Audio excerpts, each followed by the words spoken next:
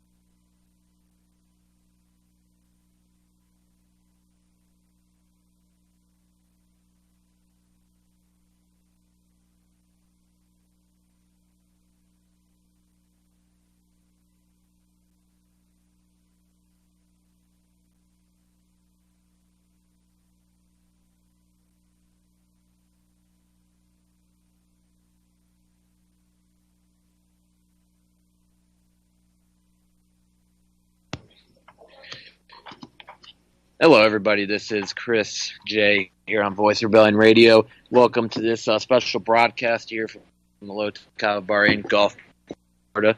I got my friend here, with B. Schultz here, as I guess his nom de guerre. And tonight we're talking about a few topics. You know, we're just going to be kind of going around. And yes, by the way, if you noticed a little bit of a mic quality change, it's because we have I'm using now a new platform, and I'm finally glad to bring you a little bit better audio quality. I know I've been on a few weeks. Last live show I did was with Cynthia McKinney from the ran for Green Party in 2008. But this show is live, so if you're listening right now, this is me. Actually, you're at 9 o'clock Eastern Time. And thinking of a couple topics. I think one of the first things that comes to mind is that right now there is this. The hysteria, after one of these events happened, was the gun control, and this is and the gun, with all this gun control hysteria that's coming about. I mean, I don't know if these gun control supporters, it seems like they just don't know history too well, or else they wouldn't be in support of gun control. Well, they live in a fantasy reality. They think if the guns go away, the crime goes away. It's the absolute opposite. I mean, I love when they say, "Oh yeah, let's take away the guns. Look up the United Kingdom or whatever." And just have you ever heard of what's going on over there? They got more stabbings than probably anywhere in the world. They have bins where it's dispose your knife here all over the place, like these little bins and stuff. Because they got such a big problem with gang stabbings and stuff like that. They got more violent crime than all of Europe. It is the violent crime capital of Europe is UK. You know, it's funny. You know what's the place that has the least violent crime? I believe it's Switzerland, and they have the most guns. They have 2 guns, or they have for every person, for every 2 people, there's a gun, and there. I love my Second Amendment. God bless. Yes, exactly. The Second Amendment. That's But another thing is that it's funny what parts of the Constitution a lot of these gun control supporters have is so picky and choosy. For example, is that okay? It's like when it comes to they love to say how that their free speech is being violated and stuff like that. But then again, they don't believe that if you say something politically incorrect, then it doesn't apply to you. That's not free speech. They'll say in the same sentence that that they believe in the Constitution and they think that Trump's violating the Constitution, Second Amendment. They don't believe in. See, that's a funny thing with these like anti-Trump people. Like how everyone's like, oh, Trump's working with the Russians and stuff. Literally, most of the Democratic Party has been funded by foreigners. They take orders by Saudis. Foreigners, bunch of stinking gross foreigners. Speak up a little, yeah, because the mic doesn't really pick it up. So the Democrats take orders from foreigners, and they take all this money and shit from them, and then they have the audacity to say that Donald Trump is working with the Russians. It's just. And what do you think about that? What do you guys think about the new indictments, the Mueller indictments, where now they're saying that fucking Bernie Sanders worked with the Russians? I'm not even kidding. I thought it was Jill Stein. Both. They're saying both worked with the Russians. They're pretty much saying everybody. This is what they say: is that the Russians supported anybody that was against Clinton in the mainstream. Is what they're saying. They want to hype up another Cold War 2.0 electric boogaloo. Like it's outrageous. Like they. Wait, what was that thing we said the other day? Well, it was Great Depression 2 electric boogaloo. Yeah, that's it. I said Great Cold War 2.0. It should be Cold War 2 electric boogaloo. Cool. Anyhow. I lost the topic, but they're just trying to they want the American public to just go to war with Russia. They want this old 80s, 60s mindset that we need to go to war with Russia because we need an enemy. It's like a 1984 thing, how Eurasia and Oceania. Yeah, that's basically it. Yeah, when pretty much, and then the thing is that they love everything that they say Russia does. They say that Russia is killing dissidents. They say that they make all these baseless accusations against Russia when we've done a lot of the same stuff. Ultimately, who's the one that has people? Right now we suspended. We're one of the few countries that's indefinite in detention with NADA. Remember that word? Now the government can arrest you just for reasons that don't have any charges. You don't have to even face a trial. They can put you away indefinitely. As long as it's for national security in quotations. So a lot of stuff they say about other countries about being authoritarian regimes, we're doing, it's like the pot calling the kettle black in many situations. Look at another thing that they love to say about Russia, as they love to say that they are, now the new thing they're trying to say is that they're bigoted or that they're non-inclusive in their society. But, ultimately, if you look at a lot of the stuff that they say that Russia is not. We were, it was just.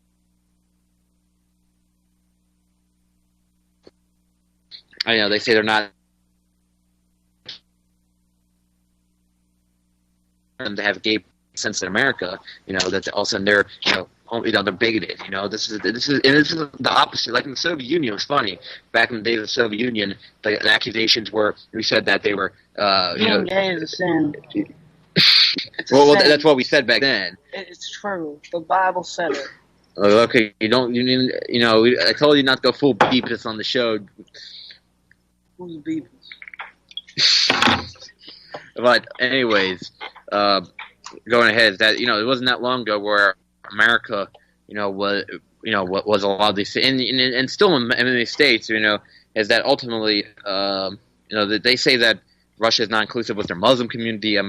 Look here. America, it's funny how the media allows all this unlimited criticism towards Muslims, or whatnot. But you say one thing against Jewish people, and all of a sudden you're in trouble. You're in big time trouble. You're in fucking hot water. Oy vey. Oy vey, oy vey, oy vey. It's like, Chris, I think you need to remember how much my people suffered. My grandfather was gassed 2 times in Auschwitz. And when he came out, he was beaten to death by a bunch of Poles. Those filthy Poles. Alright? So you have no right whatsoever to say what you're saying, Chris. You don't understand how much our people suffered. Okay. You're saying that you suffer 6 million times? Yes. Oh, okay. Oh shit. You don't understand how much our people have suffered, Chris. Everywhere we go, we just get harassed. Everywhere. Oh yeah, we'll talk about harassment. Let's go to our next topic. So what about that little stunt that was done apparently at the Polish embassy? Was it the Polish embassy? Was that swastika? It was like a Polish Jew in this. It was like a Jewish center in Poland, I believe. But Okay, I wonder. wonder what's your opinion? Do you think that was do you think that was defamous? It's like, hey, Rabbi, what you doing? Well, one, I kind of do, because one, it wasn't even done right. I don't know why nobody can make a proper swastika so hard. But I mean, at the same time, I really have no proof of saying that it wasn't. It could just be some retard trying to be edgelord and be like, check me out, fuck the Jews, I'm gonna draw the swastika, and then fails at drawing the swastika. But I don't know. I don't know really what to think of that. There's no one's been caught, so there's no really way to say it. I think I have a. We already know who's gonna play the victim here. Well, yeah. Here's the thing: is that they love to say is that they try to equate their suffering to the pound. They try to equate their suffering to legitimate suffering. What's the kind of what's the little with some of their harassment, for example, and I'm saying by that I'm gonna say the Zionist community of Europe and a lot of the political Zionists, they try to say that something a little stunt like that, which is bad, but they're trying to say a little stunt like that is the equivalent of as bad as what happens to the Palestinian on a daily basis, which is they're getting killed, they're getting starved, they're getting no water is being allowed into Palestine. I mean, it is so fucked what has happened to the Palestinian people on a daily basis, and and ultimately. They're just indiscriminately killing civilians. Remember how bad it was in the 2014 Gaza war, where this is the thing is that I've read Israeli stories about how terrible it was on their end. It was like, oh no, we had to run into a bomb shelter because there was a little model rocket flying into Tel Aviv. Dude, Israel's so OP when it comes to that. Okay, one, Palestine's I would say. But the Palestinians literally were so messed up that they had to store bodies in ice cream freezers. It's really fucked up because one, they're blockaded by the Israeli Navy, I believe. And then the only border that they have was not Israel. The Egyptians help them block that. Yeah, exactly. And not to mention they just get bombed to shit every single day, as you said. So there's really no way for them to counter it. And then Israel has a very advanced anti-missile system, so you throw a rock over the wall, it gets obliterated by a laser, so they can't do anything.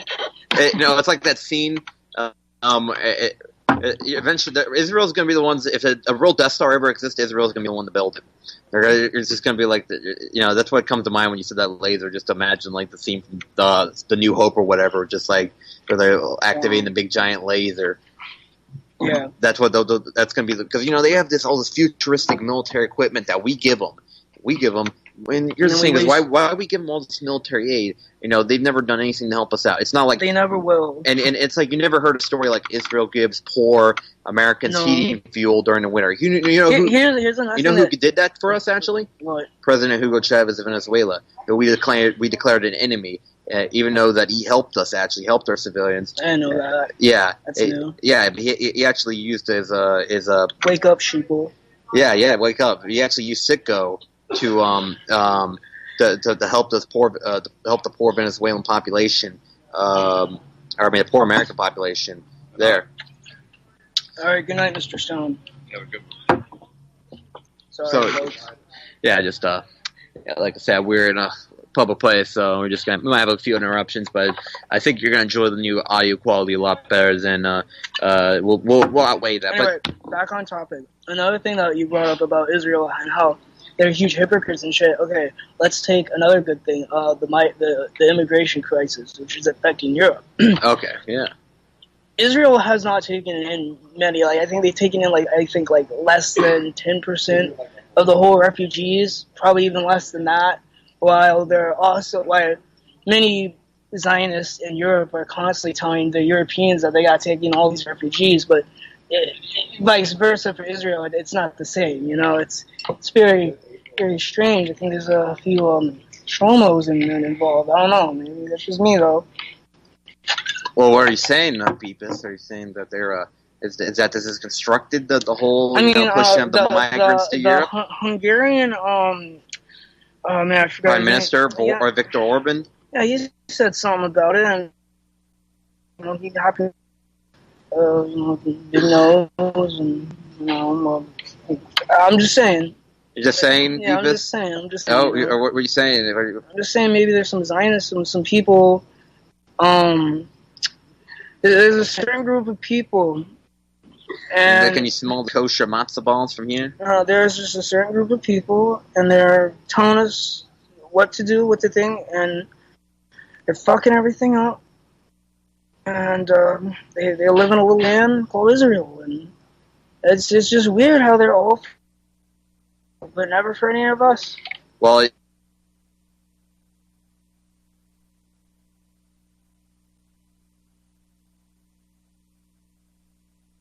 it's like it's the American politicians. You know, it's like what's Trump is like he's saying that America first, but it's second when it comes to relations. And then it's like you know that they have universal health care and universal education paid with our tax. What do we have over here? We have poor people getting kicked out into the streets. A shitty education system, a shitty healthcare system. Our healthcare system's so bad. Look what we have. We have poor people literally getting kicked out in the streets into the freezing cold, denied healthcare. While over there, they have universal healthcare, and also our university system. We got people going to, that end up $300,000 debt into the system later. Just becoming a doctor or something like that. $500,000 in debt. Well, university, and also even look at other things. Is that even like, for example, allowed to have it's like everything. They were allowed. They had that in Israel years ago. While we have it over here, and I'm sure I got their hands in the pharmaceutical industry. That's probably part of the reason why. Have a huge addiction problem. Yeah, I mean, like honestly, they just all these very. They don't do or this, like I think like I don't know if I could really consider depression like a true medical disorder because it's really just a state of mind. I would consider it. I mean, it's a mental disorder probably. Yeah, I wouldn't say medical. Maybe maybe mental, but I wouldn't say it's like a medical thing. Like, yeah, you smoke weed and stuff. It makes it to truly get rid of depression. You gotta like really get out of your way of doing it. Like, I mean, a good way is to just find a hobby, really, but it depends how depressed and what you're depressed about, I guess. But then they give you like Xanax and shit, and like, here, take these, and then you're really fucked up, and then you're in the middle of a Walmart naked, like beating up cars and shit. Well, now we're starting to turn into Florida Man. Like I said, you start taking too many of those pharmaceuticals. All of a sudden, next thing you know, it's like that. You say, let's switch that around. We'll make it even more Florida Man story. You're in the middle of a Publix naked. Wawa. Well, Wawa's not Florida. That's Publix. Publix is like the Florida store. You're in the middle of if you're in the middle of a Publix, waiting in line for a sub.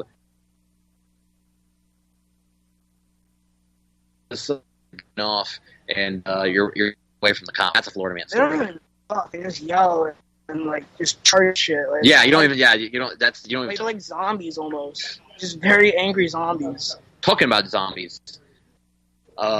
Let's go to the social justice warriors. I want to talk a little bit about that. Oh boy. Yes. So. We're in like the hive. Yeah, the social.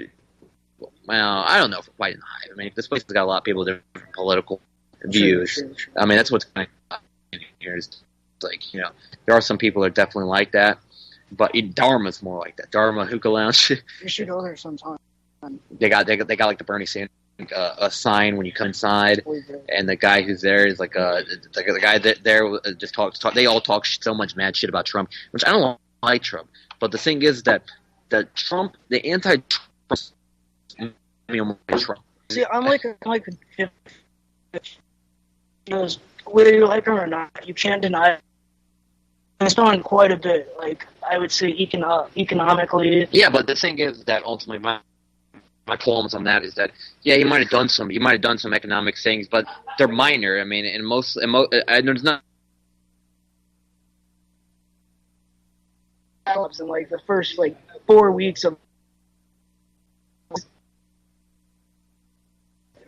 Do I have to pull up a list? I mean, yeah, I've seen it before, but this thing is I question it still. I mean, because again, I feel like the pro-establishment media and even the pro-Trump what's actually. I'm just going by what is the general state of. Listen, the wall is being made, and the secret. Well, it's talking about it's like it's who's actually gonna probably build that wall. It's probably gonna be that Israeli. Wall's probably gonna do it. So he's gonna be giving a lot of Israelis a job. That's what he's gonna be doing. He's gonna be giving a lot of money. He's gonna hire an Israeli contractor. Yeah, he's gonna be hiring the same one that built their wall, probably. Yeah, that's.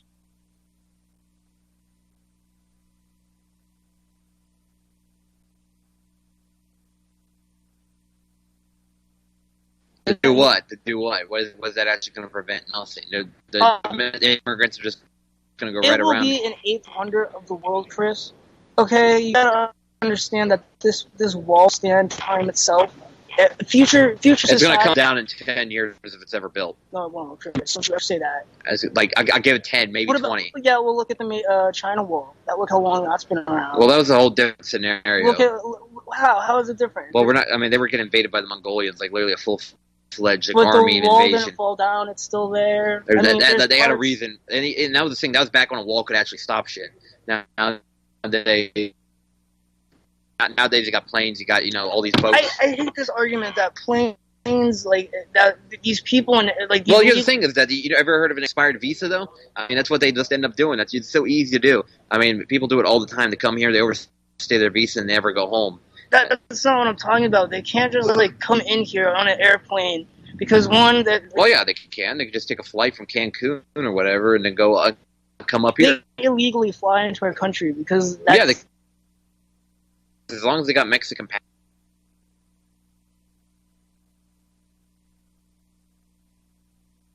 documentation, come here on a travel visa and stay there. A travel visa.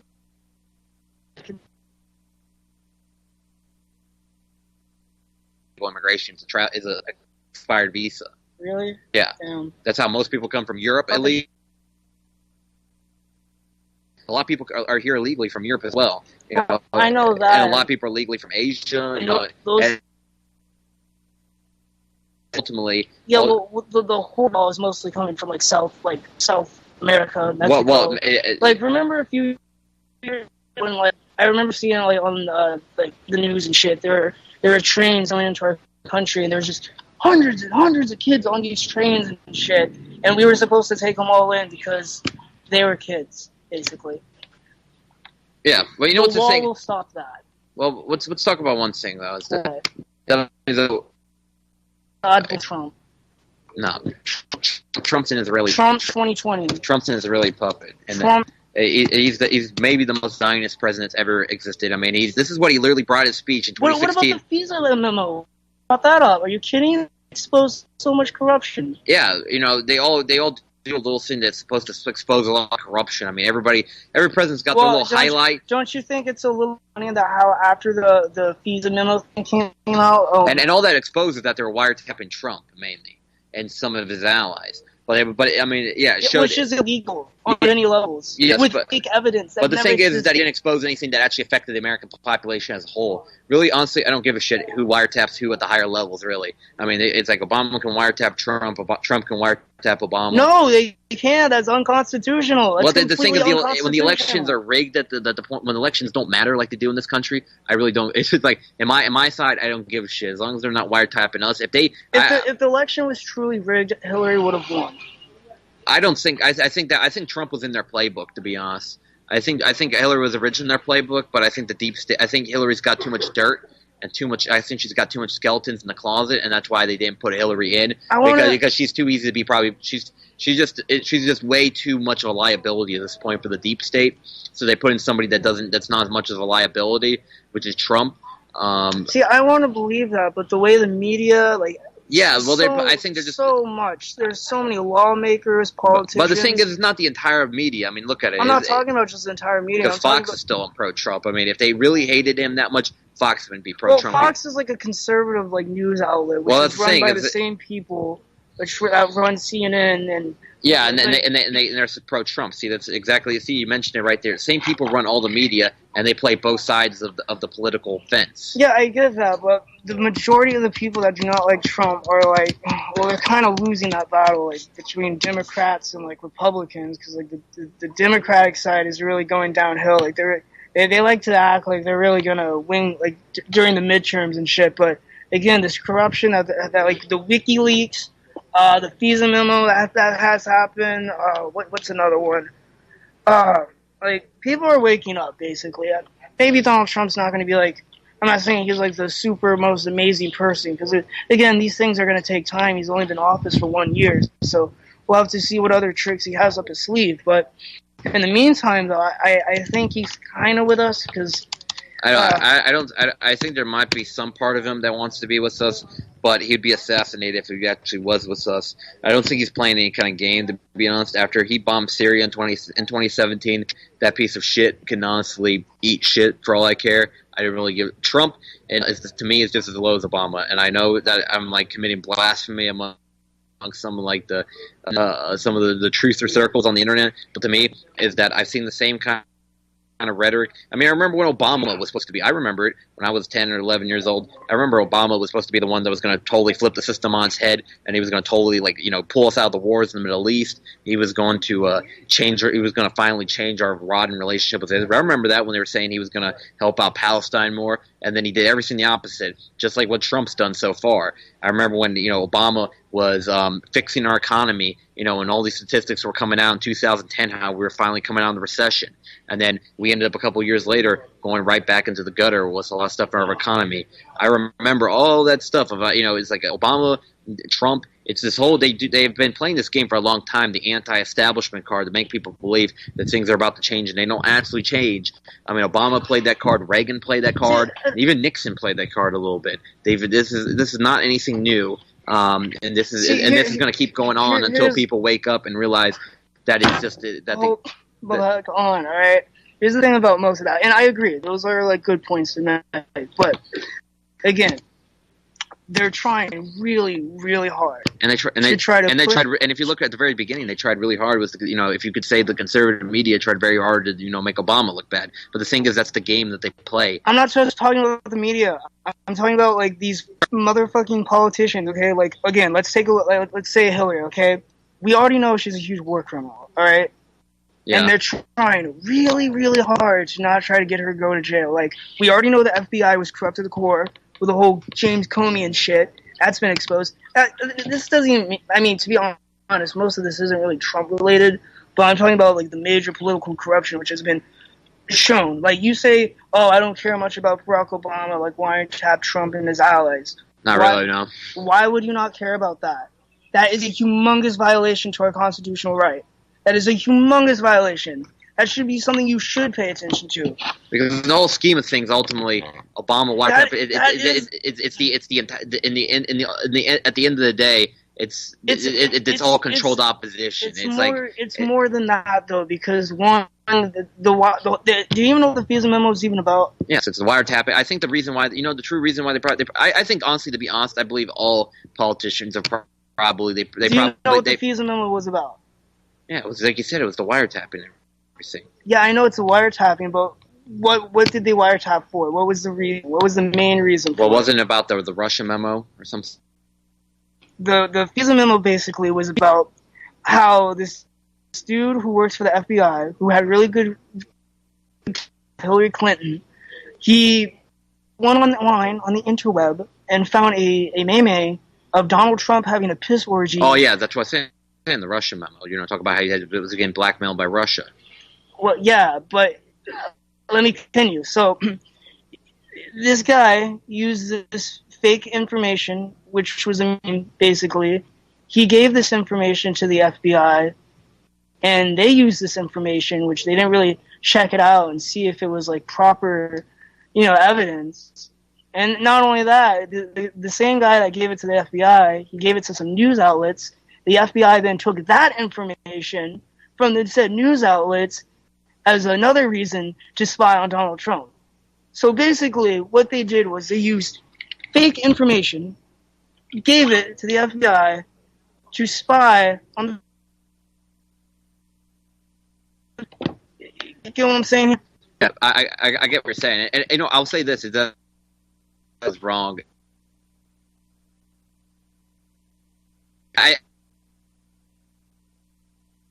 It doesn't shock to one extent. I mean, this is the beginning of political. But yeah, you're right. If this is something that happens like Nixon practically was.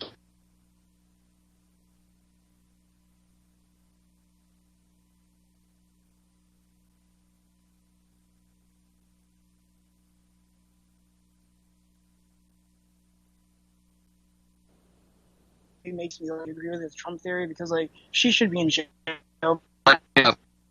If Trump was really, and also what's sad about that is that why is Jeff Sessions spending more time, this little cheap elf of the attorney general that we have now? Why is he spending more time going after illegal weed in this country? Why is he spending more time going after that? He's after going to the Clinton War Criminal Foundation, the Clinton family, fucking gang raped Haiti. Took all the. I mean, look at all this activity that. Preach it, Chris. Preach it. Yeah, exactly. I mean, why are they? And also, what's the next thing that they're going to go after? They're going to go after. We talk about it. We're in a kava bar. They're fucking going after another plant. I mean, what is? That's gonna flop though. That will always flop. They tried that. I think 2 years ago. 2 years ago, and didn't really go anywhere. Yeah, there's. It was still, yeah. But here's the thing: Sessions he's made a pretty much a war against legal marijuana in this country. Well, yeah, that's how those people are. Because the whole war on drugs is just like a get rich quick scheme for politicians and shit. But it's like you got all these. It's like you got all these. Ultimately, I mean, here's the thing: is that I'm looking at the people that Trump has surrounded himself with, and it's a lot. And these people are deep swamp people. I mean, you got Sessions. Exactly. That's because he didn't pick them though. That's the thing. Most of them weren't really picked by him.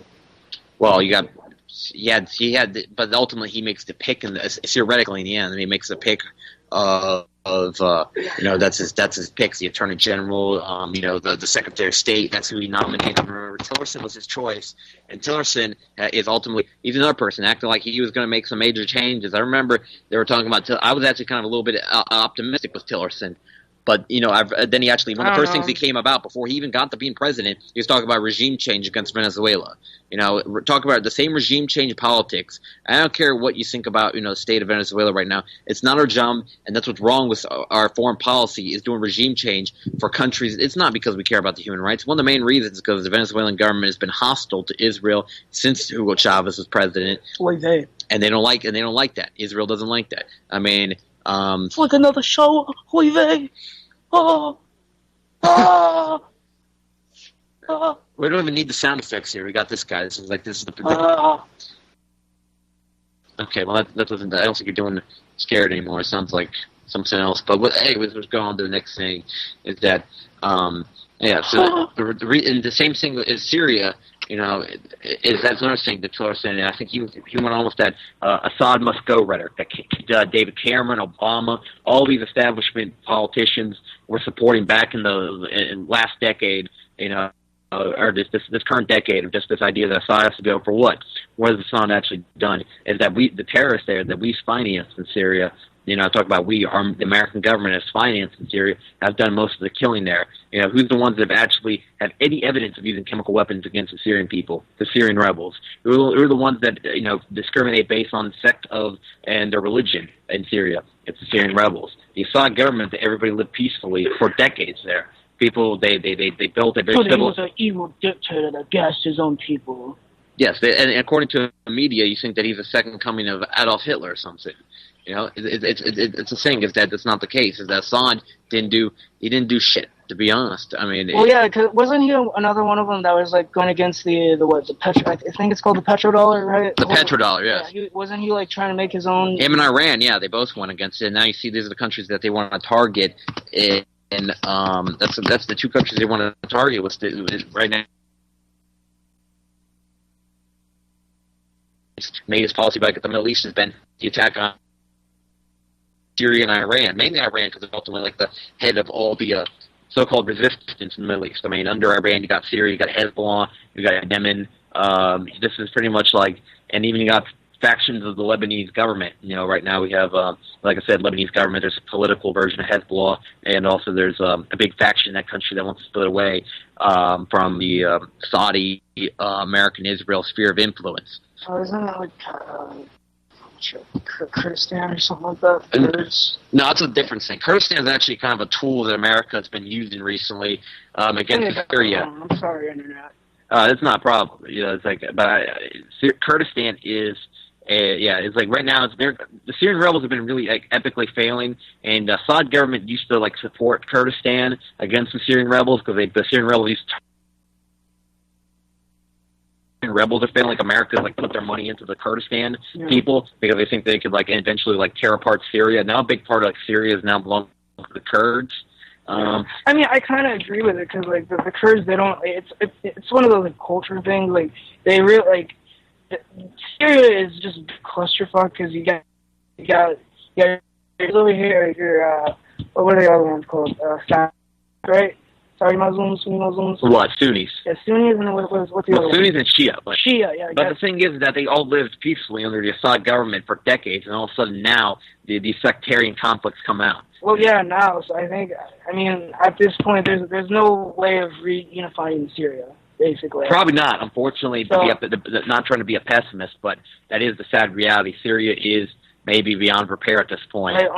Honestly, the best course of action is to just give each one of these little shitholes their little plot of land so they can... Well, I think maybe it's a horrible idea. It's not a good idea, no.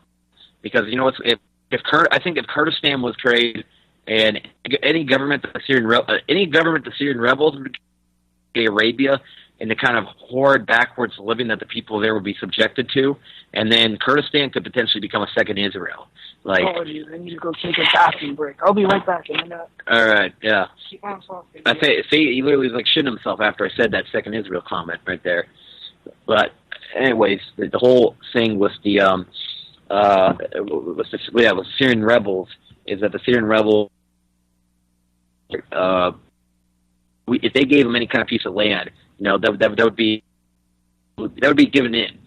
And the Syrian government can't give up, but Bashar al-Assad has fought this long, and I don't think he's going to give up at this point. But talking about Syria and Iran, let's look at the scare article of that I saw on today. It says Trump aid urged action on Iran immediately.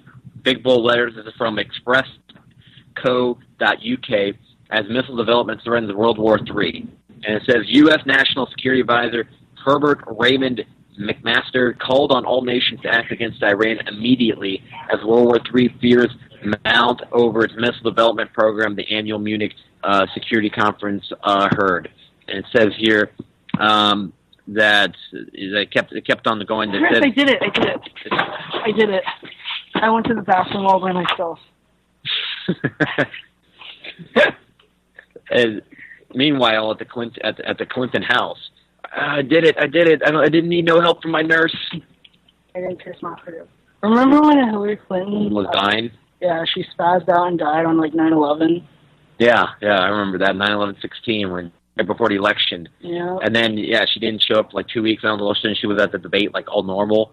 Yeah. She probably got some blood transfusion. Wasn't on that day that was also the. She probably got some blood transfusion from some 14-year-old Palestinian children. Probably. Soul eater. She's not human. Nope. She sat on a sun lamp for 12 hours. What, didn't she when she spazzed out on 9/11? Wasn't that also the day of her whole Benghazi thing? Or am I thinking that? Well, that was it. Yeah, that was a couple. No, that was 4 years after Benghazi because Benghazi was on 9/11. Yeah. Okay, that's what I thought. Benghazi was on the 11th anniversary of 9/11. Can't believe almost been over 5 years, believe it or not, since Benghazi. But this is what I was talking about. I was about to get into this. It's there's all these scare articles coming out. It looks like war with Iran is very close.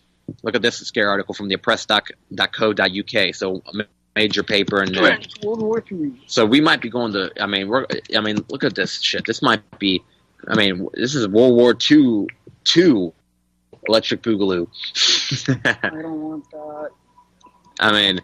But in this case, I think we'd be who would we be in this situation? Are we the Soviet Union or something?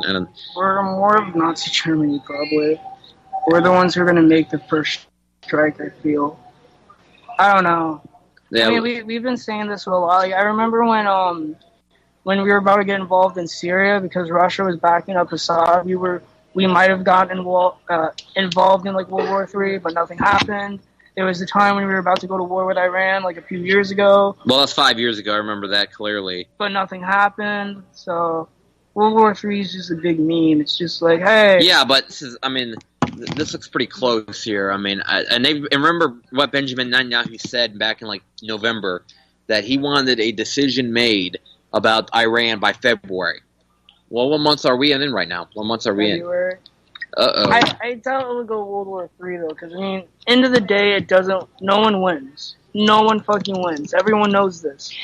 Like, yeah, but war with Iran and Syria, I think would be already that'd be bad enough before we can consider a world war. To be honest, because it would spread all across that region, and there'd be multiple players involved. I think that's going to be our World War III. Maybe not Russia getting involved, but I think Iran versus America would already be bad enough. Because Iran's military is like 15 times what Saddam's military was. if World War III does happen, like I think it would probably take place definitely in the Middle East again, and probably somewhere in Africa. Because that's just a perfect battlefield to fight it out. Because one, it's rich in resources, so a lot of countries are probably going to want to go and get involved in that. I know China's doing a bunch of fuck shit in Africa right now.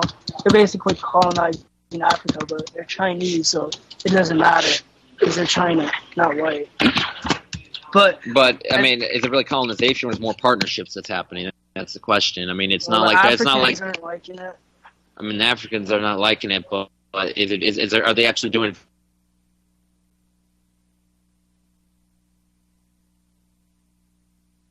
Overs and stuff like that. I mean, there's gonna be some. I don't know your movements. I just think if I was Africa, I'd much rather do business with Russia.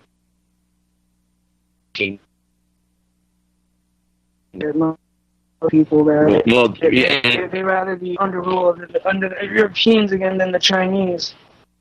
Apparently the Chinese are fucked. I don't know, so I can't really say. Remember, we're listen to a war with Iran the first time. That's what came to mind right there. I hate this man so much. Like, look at this. He needs to.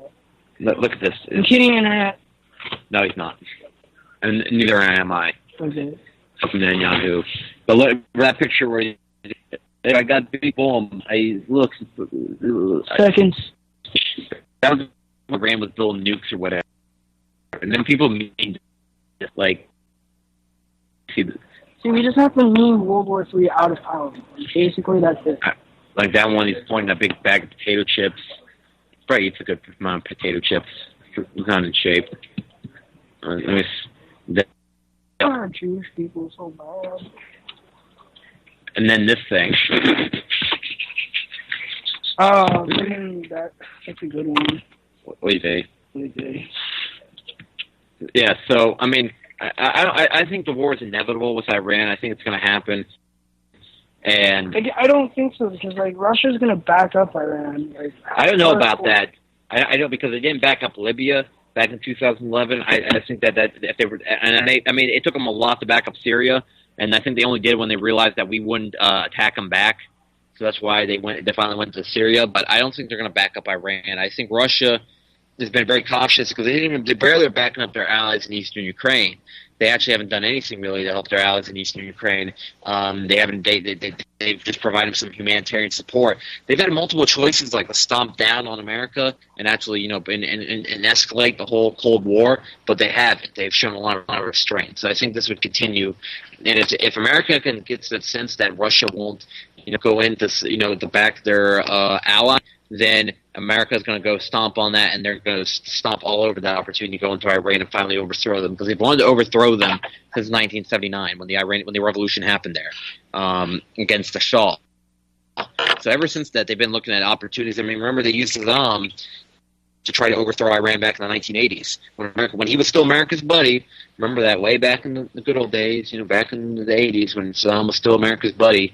Saddam went and invaded Iran. And they went on a horrible war, like 1 million people fucking died.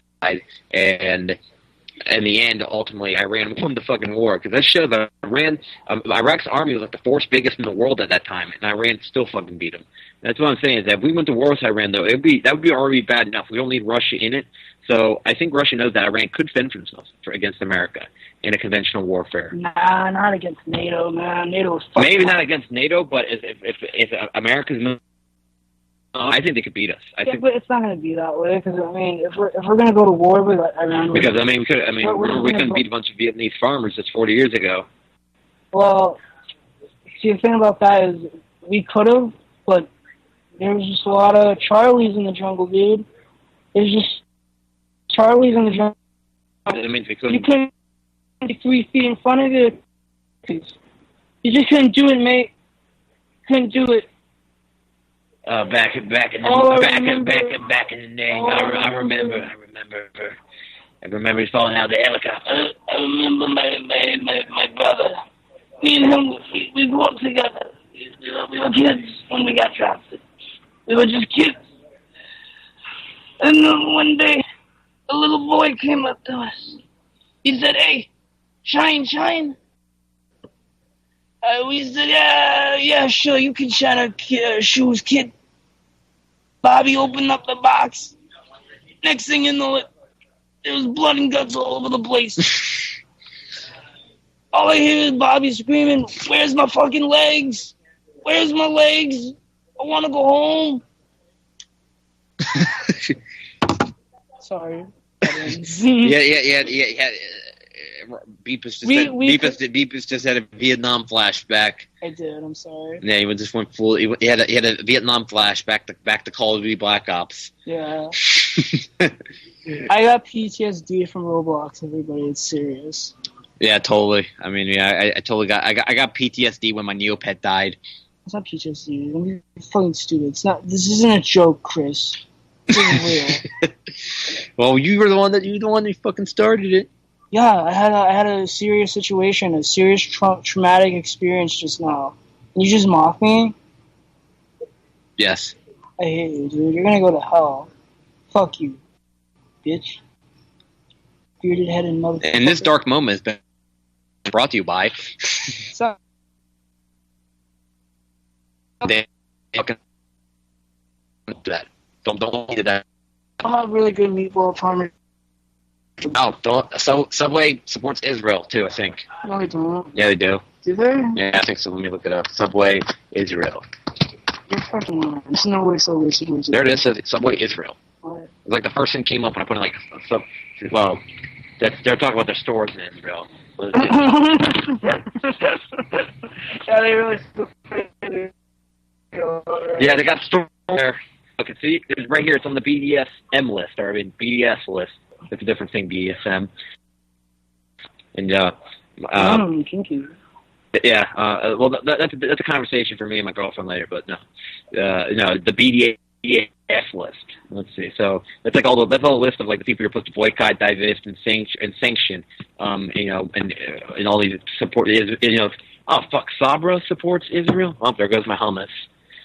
But these are all companies that are not supposed to. That if you don't want to do business in Israel, you avoid. By the way, this is a reminder: boycott Israel.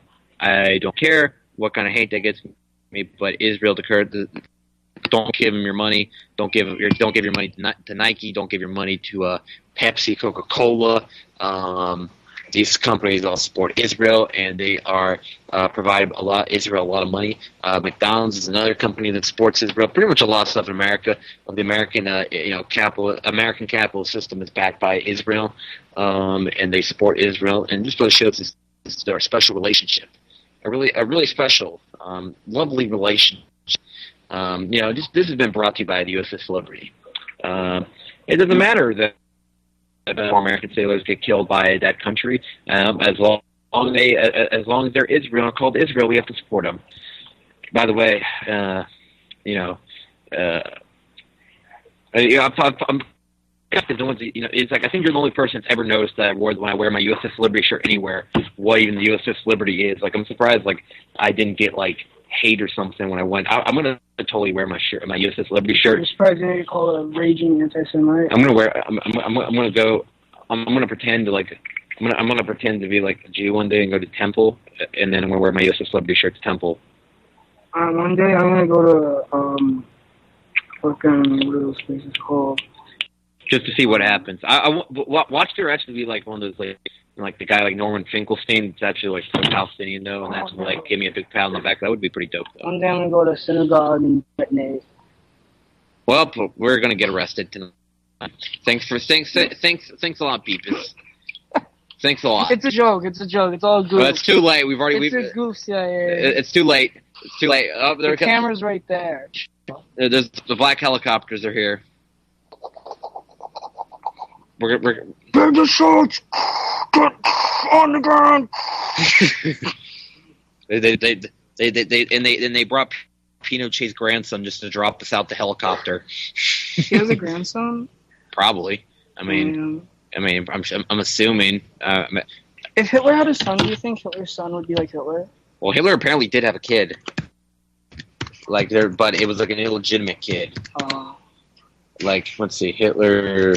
I think it was a daughter though, and apparently he knocked up some like French lady during the war in World War I, and then yeah, like let's look. I remember seeing this that he had like a daughter, but I don't think it was like totally confirmed. And some people say it was impossible because he only had one testicle, which I don't know. I don't know how that would make it impossible. I mean, maybe just don't really know. Maybe like low sperm count or something. But I would think there would still be something. I would think they'd be able to maybe not like put in a big giant payload, but it'd be enough to do the job. I don't know. I already had a small penis, and that's why he wanted to kill the Jews. My history teacher told me that. He wouldn't lie. He actually said that? Yeah. He actually said that? Yeah. Yeah, it's just, but this is so many wrong. Which history teacher was that? I had him in 9th grade. I can't remember his name. Erickson? I think that was him, yeah. Was it world history? I think so, yeah. That's probably Erickson. Yeah. Erickson was pretty dope, though. I mean, I remember. He would never lie. You think he'd lie? I remember him talking about, like. You think he'd lie about World War II and the Holocaust? Probably just misinformed, like all of them. I mean, think about some of the people that were teachers at our school. I mean, some of the people that were qualified as teachers at Bogey shouldn't have been teachers. I remember I got like a referral because there was one teacher. I had her like a reading class, and she was trying to compare like black people and fat people, and how if you're prejudiced towards fat people, it's the same as being racist towards black people. Oy vey. And I was like, being fat's a choice though. Like, it's not the same thing. Like you can lose being fat. You can't lose being black. It's not like I can bleach my skin and be like, oh look. Unless you're like Charles Barkley. Yeah, like Michael Jackson. But yeah, I of course. I mean, it's just stupid. And the more I think about it, I'm just like, wow, our school's really teaching us that. Like, no wonder we're so fat. No wonder America's dying of like isn't like that the lead killing? Yeah, like obesity is like the number one cause of deaths like these days. Heart attacks and shit because everyone's I think it's actually like. I think it's like cancer down there. If you're fat, you get off your ass and go to the gym, work out. Don't be a chunko. Stop eating your. Well, there's some people that it's true that some people have to they can't really. No, they just say that for excuses to be fat. That's not true. That's not entirely true, but a lot of people it is. I mean, they could change that for sure, but some people do have glandular problems and shit. But well, that's because their parents are fat. It's not really based on that. It's like their thyroids are not good, but. Yeah, it's the endocrine system, and some people's metabolism is like super slow. Stuff in their fat faces and all that. A lot of people they don't even eat that much. I mean, but yeah, I think it's part of the problem is like all the GMOs that we eat here in America. It alters I think it alters with like our endocrine system and stuff, and that's what's causing a lot of the problems. You know. Yeah, I put a lot of chemicals in water, and it's all gay. They're putting chemicals in water. You think this is a joke? You think this is a joke? I'm telling you guys, they are putting chemicals in water to turn the freaking frogs gay. That's a man that's going to go down in the history books, Alex Jones. Alex Jones is the first man to become a living meme. Yeah, he really is. Yeah, I'd say so. It's either that or Trump. Trump became a living meme himself. Trump became a meme after Alex Jones is a meme, though. Alex Jones beat Trump to being a meme. True, very true. Alex Jones was one of the main, like, what's the word I'm looking for? Fuck, why do I have a shitty vocabulary? I can't think of the word. Alex Jones Alex Jones. He was the meme drum beater, that's for sure. Alex Jones was like the first like Alex Jones was like a meme back in 2013. Like I remember. That's true. I forgot all about the 2013 Alex Jones memes. Yeah, like remember all that shit then. 2013, what a time. That was the era when bronies became a thing. Furries were in like full force at the time. And I know. 2013. Nowadays we got fucking SJWs and versus the alt-right, but sorry, that's like the main. And alt furry. Alt furry. That's a thing. Look it up. It's a thing. I'm not looking that up. I think that should be saved for after. Fine, I'll look it up. You can look it up. I just don't want. I don't click on the video results for that. I don't want to. Yeah, it's not that bad. I don't think there are videos. By the way, if Beepus says it's not that bad, it's really bad. No. Yes, Beepus is the Third Reich. Truth about Nazi furries. Did you just say the Fur Reich? That's what it says. That's the article. It's by the New Statesman, social media. What the fuck? Let's take a read of this once it loads. Okay, so this is like what I say. Like, people who dress up as animals are adopting Nazi-style iconography. Fuck, go away, Papa Bad. And calling themselves alt-furry. What's behind it? It's just a piece of cloth. That's really what it is. Foxler Nightfire is calling me from his home. Foxler Nightfire is Collins, Colorado. Over the last few days, the 29-year-old has faced a torrent of online abuse after posting himself dressed as a fox on the social network Twitter. Though furries, people who dress up as animals, occasionally for sexual purposes, often face criticism. It is off something other than... Well, I would see why they face criticism. Yeah, because they're freaks. And it's something other than his Foxler's fursuit, known as a persona. Fur persona. What the fuck? That has drawn the internet's ire. The problem is gone. He is wearing a red armband with a white circle in which sits a black symbol, which is like, okay, for those who don't know, it's a guy wearing a furry costume, wearing a Nazi armband, but instead of the swastika, it's a paw print. Yeah, we're going there. Cringe. Yeah, it's really cringy. The accessory looks like a Nazi armband. Nazi furries exist, and I've never been more ready to knock someone the fuck out. Jesus Christ. Always be yourself and never let anyone change you, forever and always furry. Thank you to everyone and the what the fuck? Okay, well, the last thing is that Nazi furries exist, and somebody needs to get knocked the fuck out. And then this next statement, which is like a paragraph right below what I just read, it says, always be yourself and never let anyone change you, forever and always furry. So, thank you everyone and the alt furry for your support. What the fuck? Yeah. What? Yeah, I know, right? What the fuck? Amen. Okay.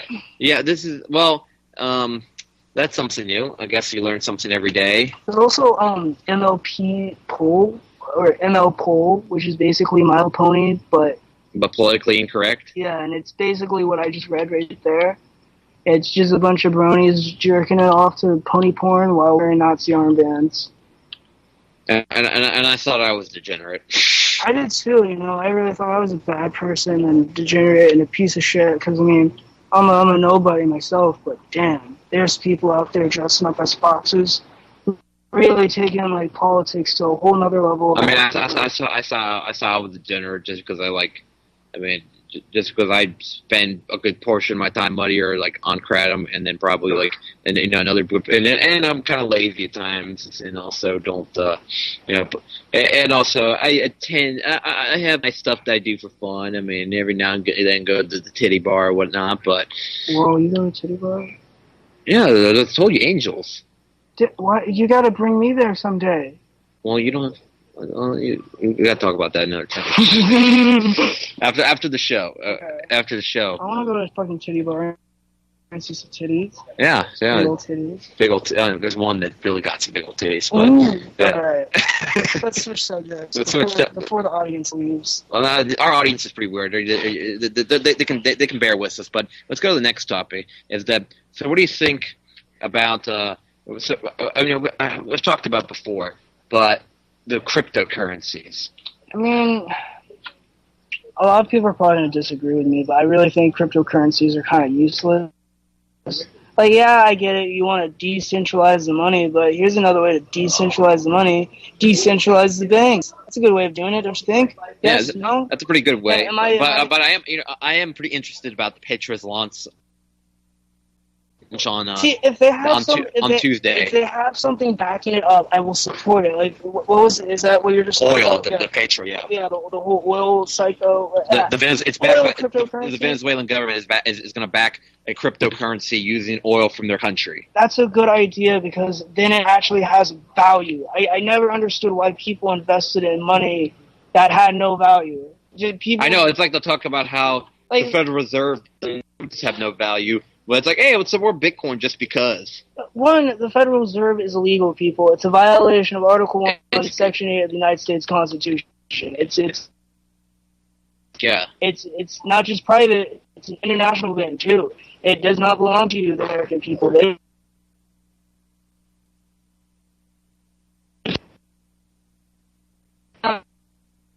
All these stupid stuff, man. They go to Israel, and they make us fight all these stupid wars we can't win.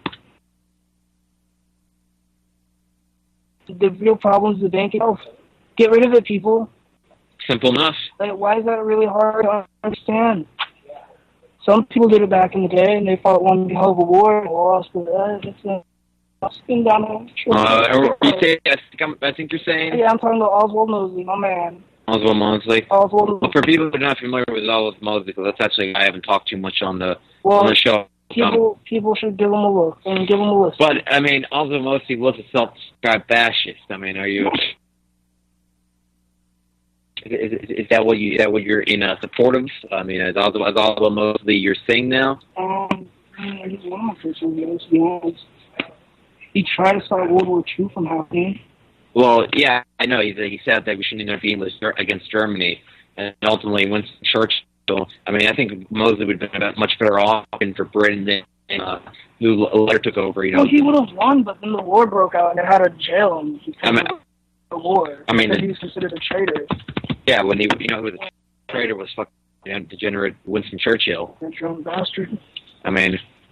You know what? The thing I respect, one of the main things I respect about Mosley. I mean, just look at that mustache. Look at that, because that is class right there. That's mustache goals.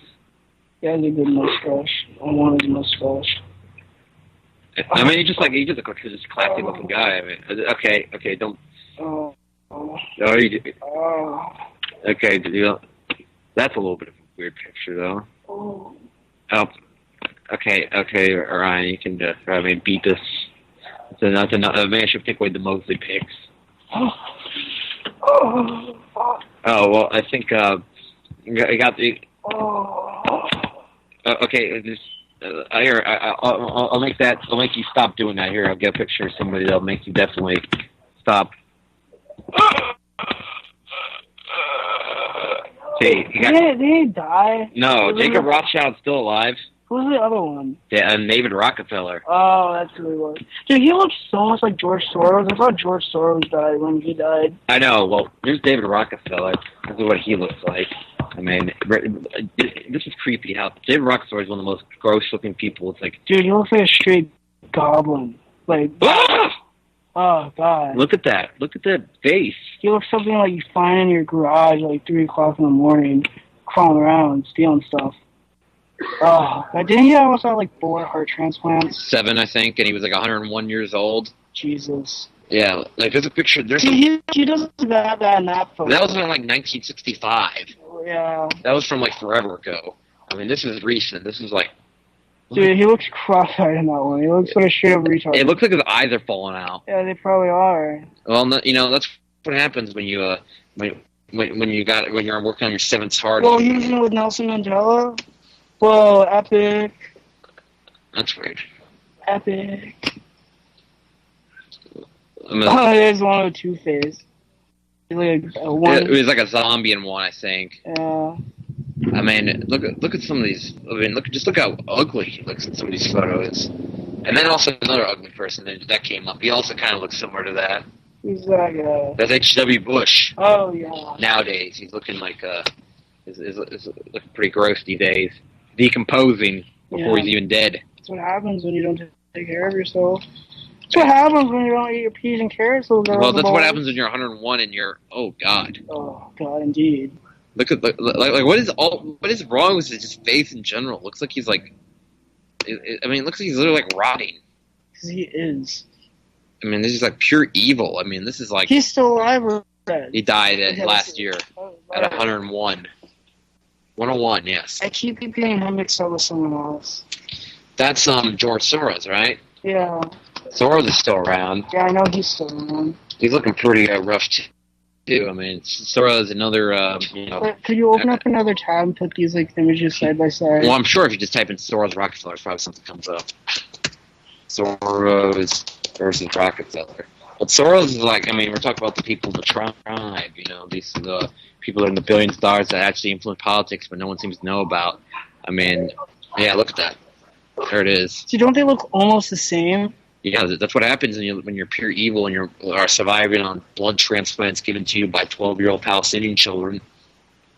And, like, raping children, sick pedophiles. That's another thing you should talk about, the whole, like, Hollywood pedo, like, thing that's coming out, like, with Harvey Weinstein. I mean, I know it's a little old and stuff, but, yeah, the whole Hollywood pedo ring being exposed. I mean, like, Harvey Weinstein. Well, he's one of them, but yeah, I heard Johnny Depp was one of them. I heard... was Johnny Depp was one of the victims, pedos. or... Pedos. He was, like, a pedo. A lot of them are. And, yeah, I think I've heard different things. I mean, a lot of actors are. Hollywood's just... Hollyweird. Yeah. I mean... Hollywood, put away your Woody. Yeah, I've heard different... but I feel like some of the people that they probably are throwing under the bus right now, they're probably just the tip of the iceberg, or... I don't know. I think... the one thing I don't believe... I remember when they put that accusation that said that Charlie Sheen was supposedly one of them. I don't believe that for, like... Shit. Yeah, they said Charlie Sheen was supposedly like he said he supposedly like raped Corey Haim when he was like 13 or something like that. To me, I don't believe that. I think it's kind of like the same premise as like the Michael Jackson accusations. Is that I think they threw those out, those people, because they don't like those guys. I don't think they like Sheen because he's talked about like 9/11 and shit before, and he really just doesn't. He doesn't really play ball with them, from what I could tell. I mean, and also, from what I remember, Charlie Sheen like lashed out at one of his producers of a certain ethnicity, if you know what I'm saying. So did Mel Gibson. Yeah, like Sheen and Mel Gibson. Hold on, before we get on to that, I just discovered on this article we were just reading previous, there's more. About who? About the furry Nazi thing. Oh, shit. Alright, let's continue where we left off. It's obviously not a swastika, claims Mr. Foxter, who also insists his furry name is a portmanteau of fox. How do you pronounce that word? Wait. The one with P, port. That is Nazi ways after he found out it was... which word are you talking about? Point to it. Wait, what the fuck? Shit, what the fuck is happening? Oh, wait. Okay, here we go. That one. What? That's so weird. Yeah, I've never seen that word. Portmanteau, I've never seen that word before. Anyway, his real surname is Miller, not Hitler, as many online argue. He first began wearing the armband, which featured the place of a swastika, after he dropped out of high school and started playing the online role-playing game Second Life, in which the band was available. The armband was available as a character accessory. I didn't take any consideration of my lack of World War II knowledge, he says. I don't think I could ever take it off at this point. It's so ingrained into my character, my persona. After Foxer's tweet of his picture went viral, he was branded a Nazi furry. He is currently getting 10 notifications every 10 seconds on Twitter and is attempting to fight back. He is half Thai, half German, and describes his boyfriend as black. noting his mother is from Singapore.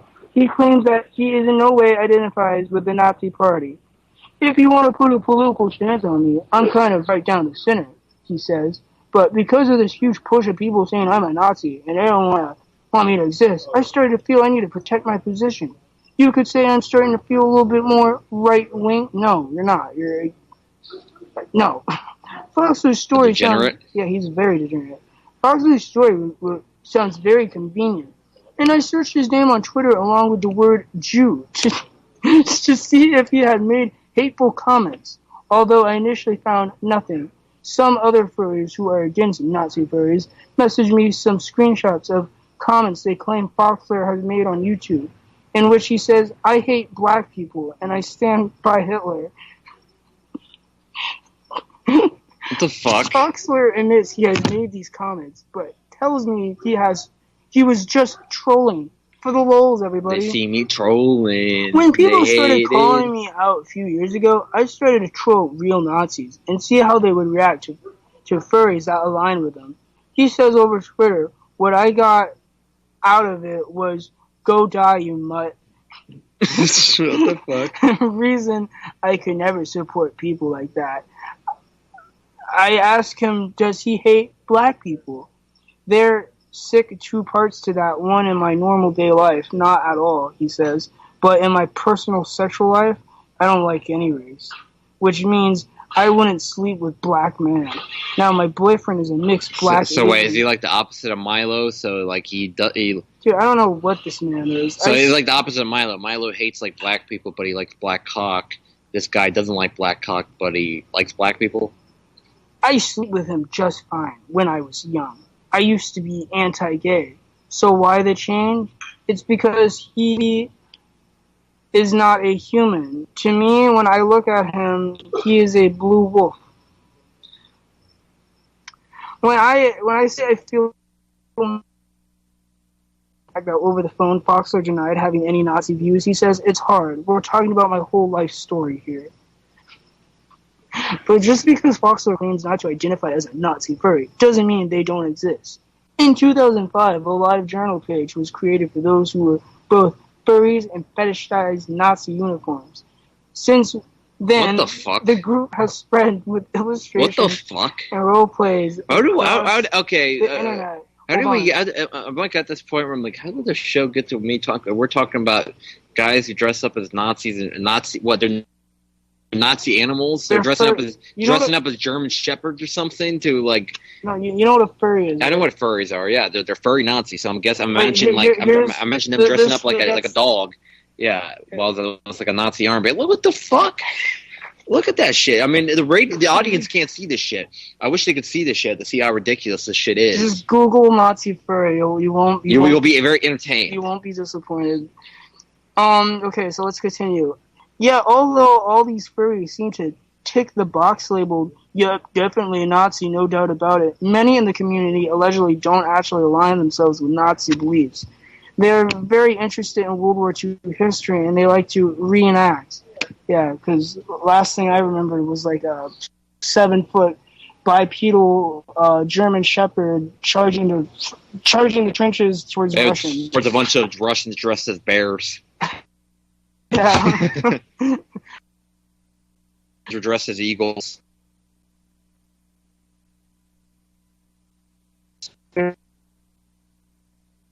Hold on.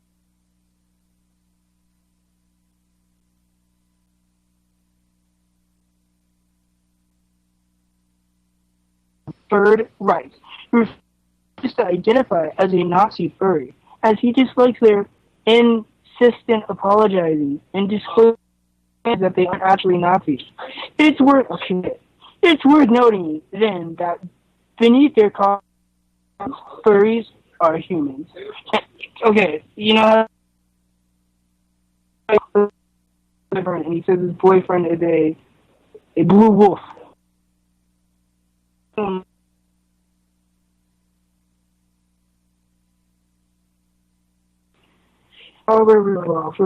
It's worth okay.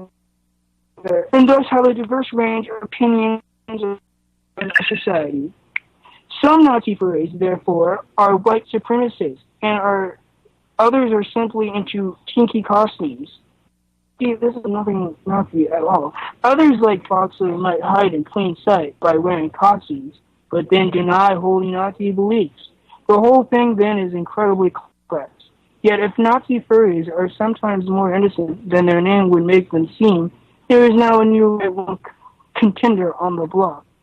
There is not one thing that people... Okay, we're done. We're done here. This is too much. It goes on too much. It's like, wow, this article has such fucking deep...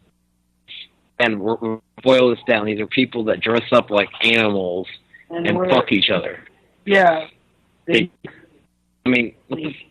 yiff. Yeah. Oh yeah, that's the term when they when they smash. Yeah. Yiff.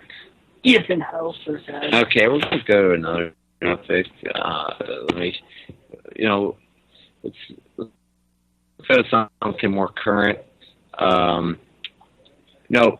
So, we were talking about cryptocurrencies right before, and then the thing is that do you ever? So, what's that in mind? Do you think it's going to come back? Think that they're not really back with anything. Do you think Bitcoin's ever going to go back to where it was or higher? I mean, I remember when John McAfee said that if Bitcoin doesn't reach $500,000, he would eat his dick on national television.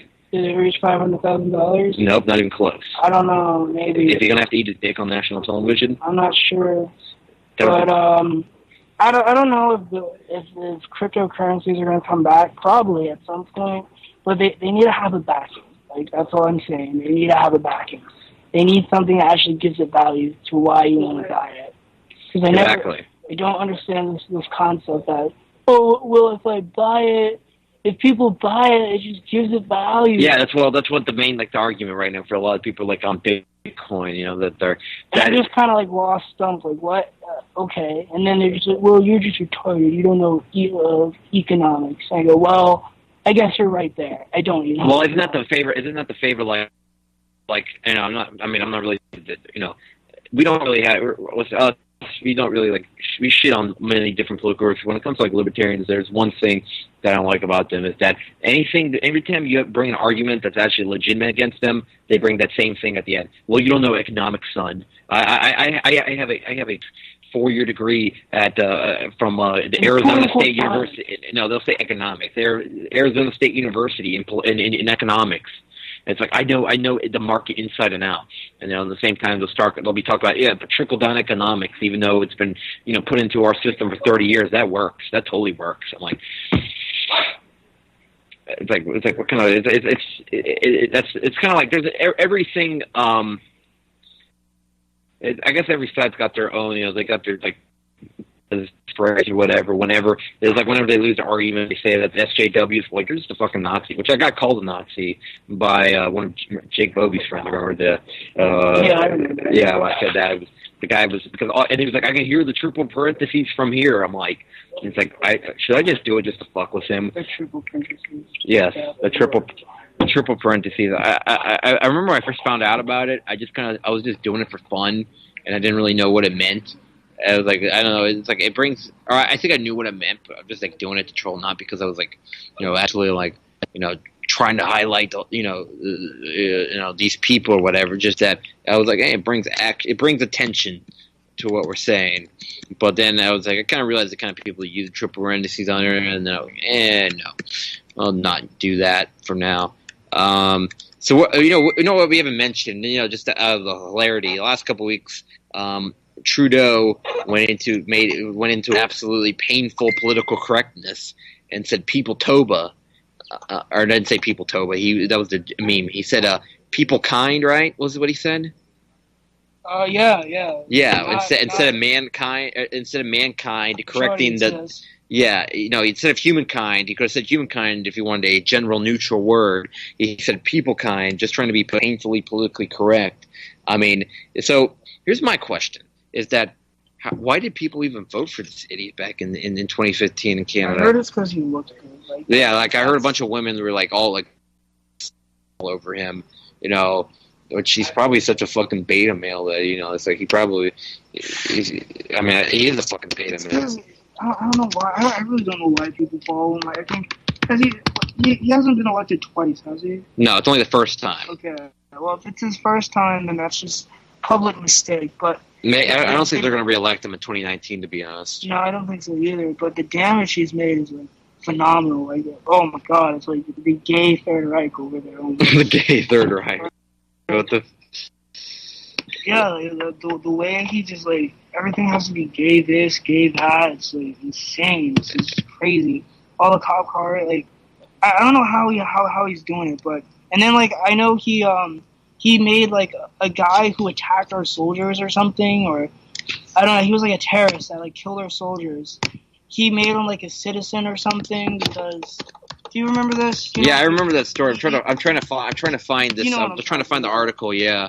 I can't remember it like off the top of my head, but yeah. Which guy was it? It wasn't like that kid because the kid was only like 14 or whatever, and the Omar Khadr was it that guy? I think it was him. Because I thought that guy was like 10 years old or something over there in Iraq, and he was hanging around the wrong guy. Yeah. Okay, so this is the article. This is Trudeau defends apology and 10.5 million payment to Omar Khadr. And it says Prime Minister Justin Trudeau has defended the government's apology and settlement of Omar Khadr, saying his rights had to be defended. The Charter of Rights and Freedoms protects all Canadians, every one of us, even when it's uncomfortable, Mr. Trudeau said at the end of the Group of 20 summit in Hamburg, Germany. This is not about the detail of the merits of the Khadr case. When the government violates any Canadian's charter's rights, we all end up paying for it. So, yeah, he was a teenage prisoner in Guantanamo, is what I'm reading.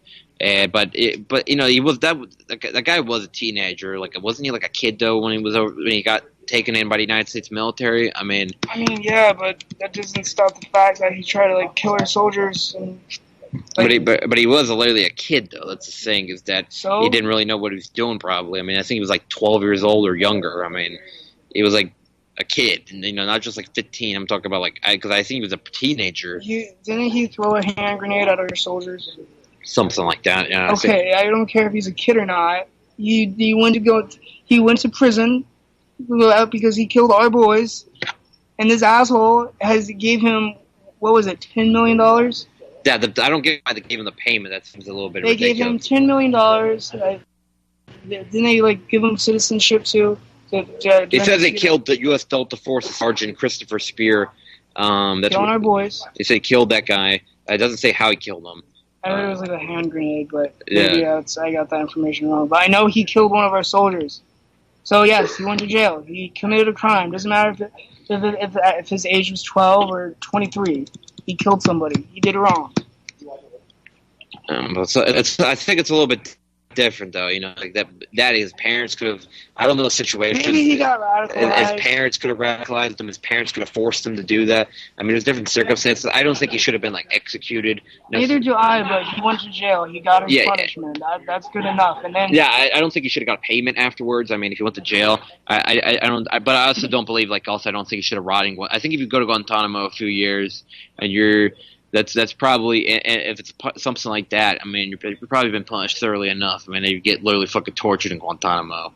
I mean, I don't think there's anything more they could do by, you know, letting him out, you know, 10 more years later that couldn't have been done, you know, by a couple years of Guantanamo there. I don't know why they could pay him $10.5 million, though. This seems like that's pretty fucking ridiculous, to be honest. Yeah, that's like, that money could really go to something else. Rather than, you know, like something that could benefit a lot more people than just him. Yeah. Now he's rich forever. Yeah, I mean, it seems like kind of the wrong message to send. It's like, hey, you kill somebody as a kid, and then you get paid $10 million for your suffering because you went to prison. It's like, shit, I would go to prison for a few years just to get $10 million. Yeah. And they lock me away. I'll do 5 years, I think. And remember, if you kill your enemies, they win. Like what? That's a quote from Justin Trudeau. I thought he was quoting like the new Star Wars movie or something. I'm like, that's almost equally as cringy. The new Last Jedi. You know, that was a really bad movie. That was such a disappointment. There were some parts I liked the movie generally, but I didn't like the new character, like the Asian lady they put in there. She was dumb. She looked retarded the entire time. And she like practically like Finn was like, wasn't like Finn like almost knocked out when she like kissed him. I don't know. I honestly didn't see the last part. So it's like, so that's the thing. She couldn't even get like Finn to kiss her when he was actually conscious. She had to do it when he I was heard actually. she was the daughter of Luke Skywalker. Wait, what? No, I'm kidding. I was like, what? Is this what they're going on? I mean, I was like, I really feel bad for Mark Hamill then. He does all that good work in the first trilogy, and then he gets his character totally destroyed in the second trilogy, which they had done. Yeah, I mean, he's not a happy clam about it. His whole character is pretty, Yeah, it doesn't make sense. His character just doesn't make sense anymore. Yeah. Disney's bad. Yeah, Disney sucks. It does suck. And they're ruining the Star Wars films. I mean, They ruin everything. They ruin. I like them. who's them? Yeah. I know? Or do I know? Who is them? You know. Yeah, I know. Yeah, Shlomo. Shlomo? Shlomo Burgerstein. Like Burgerstein. I wonder what if I type that into Google, what even comes up. Statue. Max Burgerstein. I'm not anti-Semitic. Internet. That's what Beepus says. It doesn't even come up with anything. Go to images. Well, I'm sure if there are results there, I don't think there's going to be any results there. You'll be surprised. No. Okay, let's try to spell. Oh, there it is. We found Shlomo. We found the Shlomo. History of the Land of Israel. That's funny. That's. I gotta admit that's a good laugh. I have to go and take another potty break. I'll be right back. All right. Then after that, I guess You got 30 more minutes after. All right. So to everyone, yeah, it's been a pretty good show. If you want to call in, it's going to be a 718-717-8296, 717-8296, or Voice of Bellin Radio if you want to call in, voice your opinion about a couple things. Right now, we have some other more world developments. We have news that right now Colombia, we're giving you a little bit of an update on that. Gustavo Petro looks like he's currently leading the race, which is this is pretty crazy that a candidate that's anti-U.S. and the anti-establishment is leading the race in Colombia, a place that never turned to the left during the pink tide wave over the last couple of decades. I think with Gustavo Petro, if he wins this election, it's going to be a massive shift in South America because they've had like a kind of resurgence of the right in Colombia.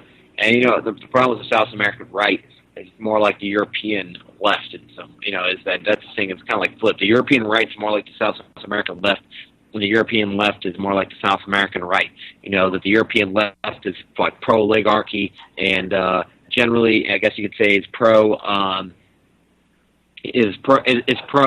I guess you could say social liberalism, while the South American left is more socially conservative and economically left, which I think pragmatically is the way that I view politics, and that's the situation nowadays in the world, is that we're seeing that this is like the platform. This is what the establishment, whatever you want to call them, the New World Order. This is what they want. They want Marxists. They want the, but the thing is, it's not quite that economically they want. They economically they want like a oligarchy, capitalist, corporatist economy, but they want socially they want like you said, I guess you could say cultural Marxism, extreme liberalism, which that's why I believe we should counter that with the opposite. We should have more of a socially traditional conservative society, but also economically a more workers-oriented socialist society in order to counter what they want, what they're trying to do for us. What pretty much they are trying to do is they look at some of the previous examples is that what they want is pretty much a degenerate wasteland where big markets dominate, big corporations dominate. Was it Babylon or whatever? It's kind of like Babylon's the biblical description of this, yes. Yeah. Where pretty much everything's for sale, right? And then and pretty much anything goes. You can it's Babylon's pretty much the place with no values, no morals. That's described, I think, as like by the end. That was back in the like 2000 BC, around the time of Christ. I think it existed in by the Iraq area today. Babylon 2. Electric Boogaloo. Exactly. But I mean, yeah. If you look at that, it's funny you mention, bring that up. Is that it's like it's. I mean, you can't say that. How I see it, a lot of stuff about how the world is today was predicted by the Bible. I mean, you got the Babylon. It seems to be kind of like coming back. We have, they describe how there'd be a world with a lot less morals, a world of, where the difference between right and wrong would be all mixed up. Was mentioned by the Bible, and people laugh all about the prediction and stuff, but they also predicted even the war in Syria and that they would eventually blow up into World War III. I mean, I might be biased as myself as a Christian, but I do definitely believe that and I don't think that I don't believe every word for the Bible is the truth. I doubt it's going to go World War III level. I really do. I think it's going to, and it's not just based on because the Bible predicted it, but I think it would be a very big conflict in the Middle East. Well, I don't mean by apocalypse. When I mean World War III, I don't mean it's the apocalypse necessarily. You're not talking about nukes going. Nuclear hellfire, no. Okay. I'm talking about how think about how World War I and World War II were. They were conventional wars that never went nuclear. The world didn't end, but a lot of people died. Okay. I see it would kind of be like World War I. 10 to 20 million people died or so. A lot less people died in World War I than World War II.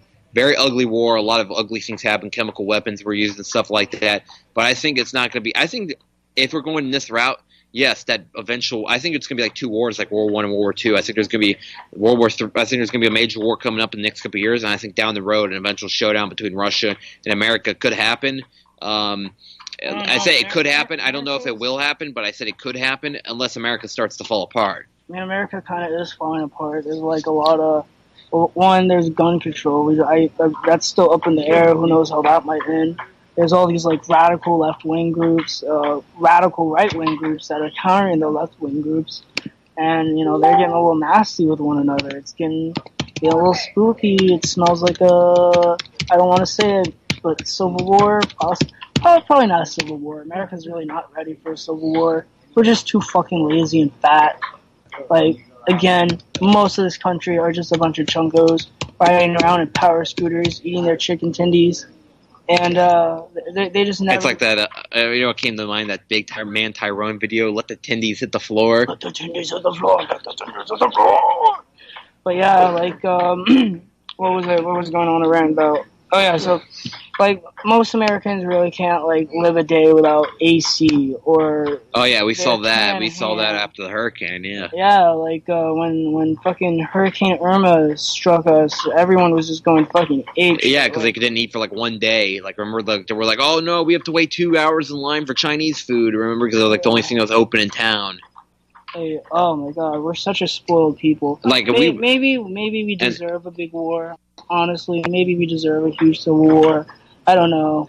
I don't think it's going to happen, to be honest. And like you said, who's it going to be fought against? What, the SJWs versus the right? That war would be over in 2 days, I think. Remember when you were talking about the Bolsheviks and how they didn't really have a huge, supporting power, yet they still managed to take over? Yeah, because Wall Street supported them, that's why. Exactly. So those same movements are going to be supported by the same people, the deep state and shit. Yeah, that's true. Soros, that type of thing. They're not the one, the right-wing groups are kind of they're militias in a sense. Well, not really militias, but they're what's the word? Grassroots organizations almost. While the left are kind of grassroots, but they got a lot of donors. They got a lot of big money people behind their backs that support them and bail them out whenever they get fucked up. Like that one bitch, forgot her name. It's Yvette. Yeah, I can't pronounce her name. It's just such a strange name, but she's gone to jail a few times, I think. Not a few times, but she's got in trouble with the law for a few reasons, and basically she'd send her students in to beg the police and a lot of lawyers and money, and it's just a big clusterfuck, and she got away with a lot of it. Now she's going in for realsies this time. Forgot her name. It's Yvette Nishi. Look, look at what happened in Eastern Europe. Soros backed all those color revolutions back in '06. I mean, and look, even like in 2011. Remember when all those Russians started protesting out of nowhere? That was I think was an attempted color revolution, probably funded by Soros. The same thing with the Ukrainian Civil War. He funded the neo-Nazi movement in Ukraine. Yeah, and that against the Russian separatists. Yeah, because the Russians and now the Russian and you look, that war's still going on actually. Yeah, people forget about it. They completely forget that. They forget a civil war is going on right in the middle of Europe. Yeah, it's a sad thing. Yeah. A sad thing. Well, I mean, I've talked a lot with people. Like I have this guy Sergei Bardashov who comes on. He's like a major supporter of the East Ukrainian people. He has like a humanitarian organization. Yeah, he has like a humanitarian organization to help those people over there, which I donate to. That's actually one of the few things that I actually I back to that extent. Unfortunately, like from what it's the forgotten war, I guess you could say. And that's like us a lot of stuff in Europe. Is that it's kind of weird how that happens. Is that in Eastern Europe there's been a lot of conflicts and stuff ever since the wall came down, but they just get forgotten about, and usually with no actual like really resolution. I mean, there was like one in Moldova that went on for a long time, and this one in Ukraine, it probably doesn't look like any real end is in sight. I mean, it's been 4 years. I remember it started March of 20. I remember that you could. In fact, we're about to reach the 4-year anniversary of the Euromaidan. 2014, right? Yeah, we're right around the 4-year anniversary because it was February 2014 was when Euromaidan happened, when the color revolution overthrew the former Ukrainian government, and then Yankovic was overthrown. That brought about the new government. It was Petro Poroshenko took over, and currently now that government is under control of. It's pretty much just it's an international oligarchy with no interest of the Ukrainian people supporting it whatsoever, and versus some people that actually are against that, but they're calling them terrorists, the East Ukrainian separatists. Yeah, it's a shitty world, my friend. I saw you're pulling out some kind of video there. No, I was pointing to the time. Oh, okay. Like we still got a good bit of time left, right? Yeah, I've got 24 minutes. So the show ends at 59. So, yeah, we got some time to cover a couple things. Yeah, it's kind of, you know how like earlier you brought up the Babylon thing. Another good way to point it out is like how we're also very. You ever read Brave New World or seen the movie? I think I've seen the movie, didn't read the book. I think. Okay, well, the course of the plot of Brave New World is basically it's a society, and it's like it. You know how you ever read 1984? Well, I know what Brave New World's about. Actually, I mean, okay, you know what it's about. Yeah, it's pretty much like it's like a dystopian society with like this incredibly corrupt government that is pretty much like instituting chaos and pretty much controlling all the strings. You know, like I remember there's one part where they talk about getting everybody on pharmaceuticals and stuff like that, in order to control them, and like importing guns and create violence in the society. Basically, our reality.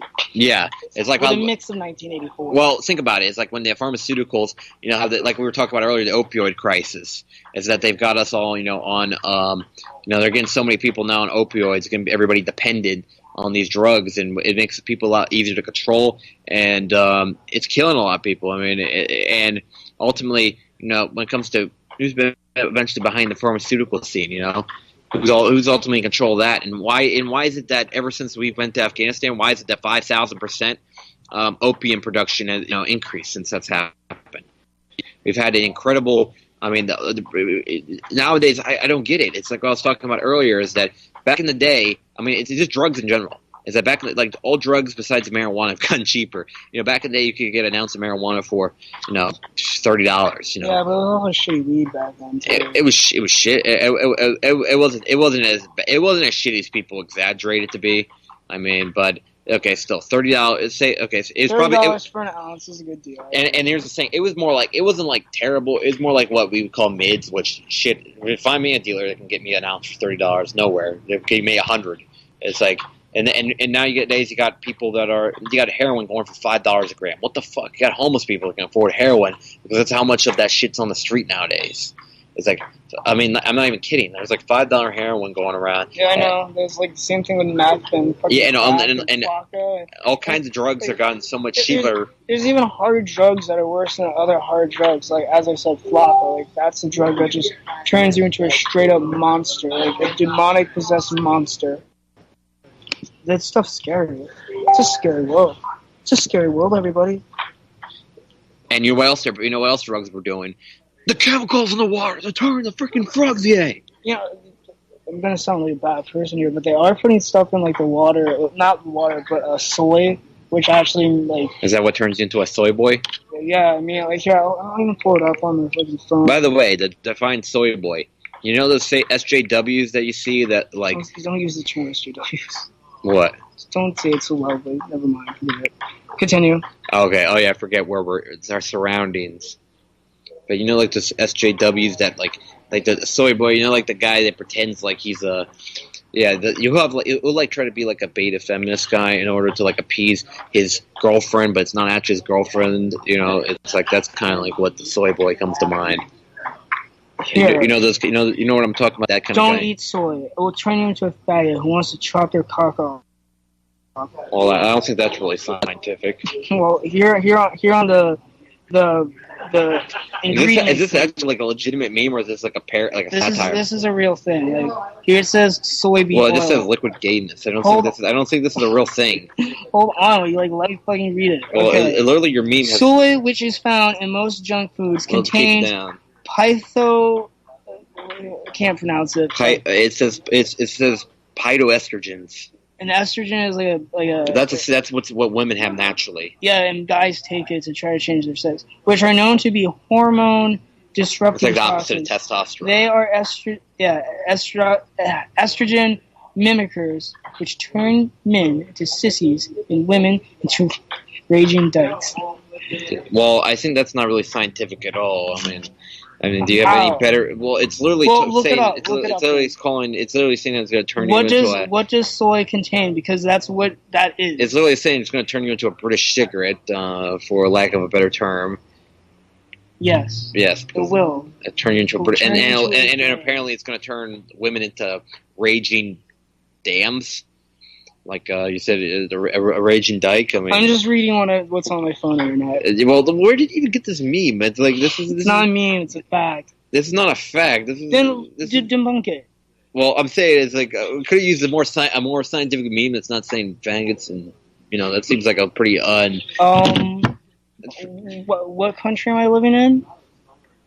What country? You're in the Soviet Union. No, I am not in the Soviet Union. I live in the USA, and I am not I'm gay, and I don't like the way the world's going. My name is Hef. I live in America. I have First Amendment. Yes, I don't like gay. I am gay, but I don't like. Well. I like my Second Amendment. My Second Amendment makes me safe and strong, like big beaner. Big wiener, I mean. It's. I'm sorry. Oh, I just typed in. Okay. Soy makes you gay. Well, it says Seattle Times, which is probably mainstream, but this is what it's like. This is from a long time ago. This is from 2007. This article, but it says while some pundits rank radical feminism among top threats to American manhood, James Root said we should shift blame to tofu. That's because tofu is made. That's because tofu is made of soy, and soy consumption rights the Mega Shift Industries founder and religion. Well, look where this originally came from. WorldNet Daily. That's like one of the most unreliable sources ever.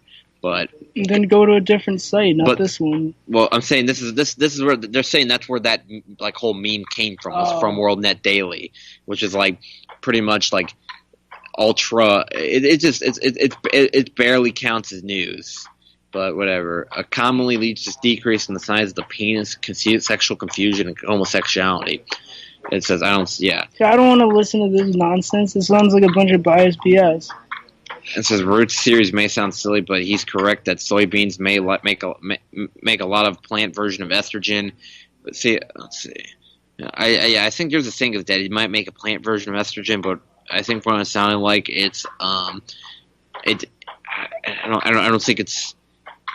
It says it right there too, right there. Phytoestrogens, yeah, but I don't think it's the same thing as like estrogen humans have because that's animal estrogen. It says it disrupts your hormones, which it's just another way of it disrupting your hormones. And if you eat large amounts of soy, you will become that, a soy boy, or a soy girl. Well, it says the data remains suspect because they are based on self-reporting, but still raises the possibility that too much tofu could make your man gay and expand his penis. What? It says it can actually make it. Now this one's saying you can make your dick bigger. All right, we got to eat a lot of soy. But the trade-off, we turn gay. You know, well, maybe if we eat like a good balance, like we just bring it right to the point where we're just a little gayer. Yeah, we eat it and then we watch nothing but Rambo movies. Nothing but Rambo movies and like in 1 hour of just like eating soy. That would make you really gay, actually. No, you got Rambo movies and 1 hour of lesbian porn. Yeah, that's a good switch off. I didn't think of that. Yeah, like if we do that, that can counteract the effects of the soy. You know, then we win-win. Then we're straight and got larger penises. Amen. Amen. We're gonna beat you, guy. Go get me another crab. All right. Yeah. Can you give me another kava and just put it on my tab? Yeah, we'll do. All right. So we're in the last 15 minutes here, and if you're wondering what that sound is in the background, just because it's ping pong. This kava bar, so they got some people playing ping pong. That's what they do here. We got 15 minutes left of the show, and we thank everyone for tuning in. By the way, if you wanted to call in tonight, it's going to be 718-717-8296, 718-171-78296 to watch the remainder of the show. Yes, this is Chris J. And by the way, the call-in number is left for one more time. It's 718-717-8296, 718-717-8296. Let's see.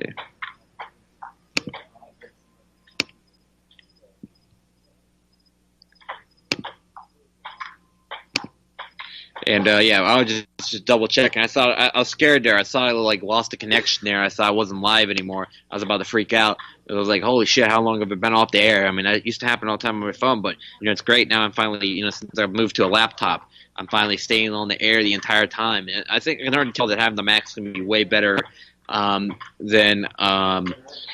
having than doing the phone. I did my shows for a long time, like a year or more, off of a cell phone.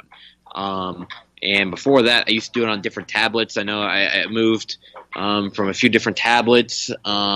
For a long time, I was doing my shows off the Amazon Fire. So that lasted me a long time, but then eventually broke down. Now I'm on the now I'm finally moved to a nice desktop, and hopefully this one lasts me for a while. So. Yeah, I guess here's the thing. I'm when it comes to WND, this is an article from way back in 2006 where it came up with that whole soy products making you gay. I really don't think that's the reality here. It seems pretty dubious to say the least. So I just want to eat soy just about the fact that it tastes great. Soy is I mean, I don't even like soy milk. It's pretty shitty, and also tofu. Who even eats tofu, to be honest? I mean, if you're gonna eat vegetarian options, why don't you go with something that actually tastes a little bit better? I mean, like beans and stuff. That's way better than eating like tofu. It's flavorless, which is terrible. But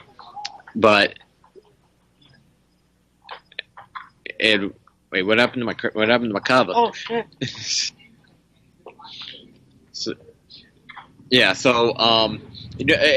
As we're going down to the last few minutes here, as I want to talk a little bit. Well, one more thing is that let's go to Venezuela's news, because I've kind of went to Syria, went to Ukraine, and now the next thing is Venezuela, who's having their elections on April 22nd. So this is going to be interesting. Nicolas Maduro looks like he's probably going to run again.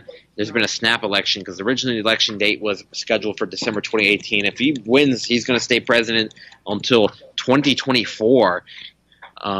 So he's going to be president for a while if he wins this election. Maduro has been the successor to Hugo Chavez in Venezuela, but it looks like that the opposition's very unpopular. As unpopular as the government might be in Venezuela, currently we're showing in the polls that Leopoldo Lopez, who can't even run right now because he's because he's currently in jail in Venezuela, and then you got Ramos Ayub, who this guy's fucking ancient from the. I'm gay for Sonic. What? Well, in continuing as I was saying, Ramos Ayub is a fucking ancient and is an artifact of the old government supported by the United States that pretty much fell apart because it's a complete failure. As they had riots for food because they just starved. They had no. They talk about all the problems they have now in Venezuela. Back then, they had much worse problems. According to all the polls, though, going back. Since most MUD was disqualified, and now they have this new candidate. Says, let's see, it's showing that according to these polls, which are, of course, as we know in America, can be inaccurate. I mean, Maduro's showing 17.6% to 9.4% only support, while this guy Henry Falcon supposedly could potentially win. I don't know if he's considered the opposition to Venezuela, but it's going to be interesting. That election's coming up in a couple of months from now. It's like I said, April 22nd. Which I wonder if that's on Sunday. If it's on Sunday, I can bring live coverage to you from here. And by the way, we're in the last 10 minutes, Beavis. So, you have any more things you want to talk about? Did you have any more topics that you came in mind that we haven't talked about yet? But no more Third Reich. No, that's under the rug. We're done with that. We're done with that. That was a good meme. That was some very dank memes. If you're furry and you're a Nazi, you should really consider either gassing yourself or something, because they wouldn't like you. No, they wouldn't. They would shoot you in a ditch. They'd shoot me in a ditch. I'm Mexican, sort of, kind of. Yeah, you are Mexican. No, I'm not, because I'm not from Mexico. I'm from Ohio. Well, you're all your blood is, and that's what they care about. No. Yeah. I'm a mutt. All right. That's even worse. No, it's not. That's even worse to them. You're fucking mulatto. I'm not a fucking El Goblino. You're a mulatto. That means you're like Piacha. everything. That's actually a thing. If you're all a bunch of races, that's called being a mulatto. Mulatto? Yeah, mulatto. That's when you're black, Asian, white, and I'm not that. But it's just 3 races or more or something. I think makes you. you. Not 3 races or more, and 2 races and less. I thought you were Native American, then you're part Hispanic, then you're part white. Wasn't your grandpa or something Polish or something? Yeah, but I'm not really related to my grandpa. By blood, at least. All right, so that doesn't count. But I thought you had European blood. You got how Mexican? You're Chilean, aren't you? A part Chilean? I mean, maybe. I'm not really sure too much, but I know I'm. You're not. We know you're not pure. You're not. I'm not a pure European. I know. No, that. not even close. My papa, my old man that I never met. He was a Mexican. He died somewhere, and my mama, she was a white woman, and she's somewhere. And they one day came together, and they put the hot dog in the bun. And wait, your grandpa and your mom put the hot dog in the bun? That's that's pretty fucked. What are you? What is this? No, Mississippi? my dad. I know what you're saying. My dad, not my grandpa. I mean, it's damn, that's pretty some greasy shit. That's like that. That's like what happened. That's like what happens. Meanwhile in Jackson, Mississippi. Chris, what would you do if you wake up one day. We're not going down this road. I already know what you're about to say, and I don't. No. Chris. No. If you woke up and you're gonna say that thing about your waking up and your dad's dressed as a woman or something, and next to you. No. What if your dad wanted to touch you? Would you let him? We're going to the next topic. What the fuck? What the fuck, dude? You and see this and everybody. Beepa Schultz. Hey, Beepa, I'm here. Which, by the way, Beepa, this guy is so dank that his name's literally a meme. Don't say that. I'm not a meme. Yeah, I'm a human being. You're not. No, you're not a meme. Go to the back of the bus. The back of the internet. Get back there. You're all memes go to the back of the internet. All bad memes. All the bad memes go in the back. Which Beepus is like at best in the middle of the bus. I'm like, okay. Beep like I'm talking about like the Beepus meme itself. Oh yeah, I mean that's a legendary meme. No, Beepus is not definitely at the front of the bus. You ever heard of Spurto? Yeah, I've heard of it, but I don't exactly know what Spurto memes are. It's the fucking little brown thing. You mean? I've been texting you Spurto memes. Yeah, oh, that thing. Yeah. You mean? Wait, where? That thing, Spurto? Go to images. I thought that was Mole Man. I thought that was the name of that. No, it's Spurto. What the fuck is that thing? Well, that's a good one. You lols wore I gadur anal virgin tovarish gidler. What the fuck? No, fuck you.